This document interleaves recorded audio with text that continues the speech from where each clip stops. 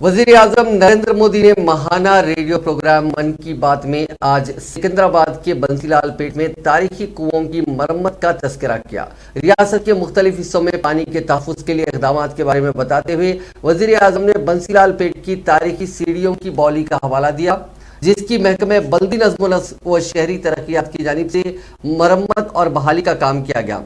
Special chief secretary बल्दी नज़्म अरविंद कुमार ने इस कुएं की मरम्मत और बहाली के कामों का मुआयना किया था। इस कुएं में बारिश के पानी को जमा करने का इंतजाम किया गया है। सीढ़ियों पर मुश्तमिल इस कुएं को कचरे के ढेर में तब्दील कर दिया गया था। मजदूरों और मशीनों का इस्तेमाल करते हुए कचरे की निकासी की गई और पानी के आने के रास्तों को बहाल किया गया।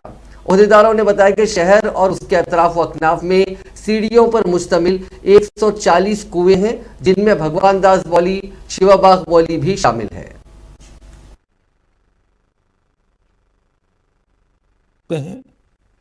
सिकंदराबाद में बंसीलाल पेट कुआं एक ऐसा ही स्टेप वेल है।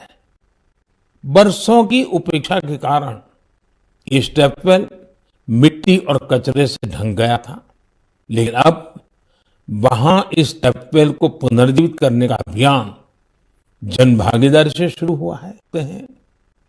सिकंदराबाद में बंसीलाल पेट कुआं एक ऐसा ही स्टेप वेल है।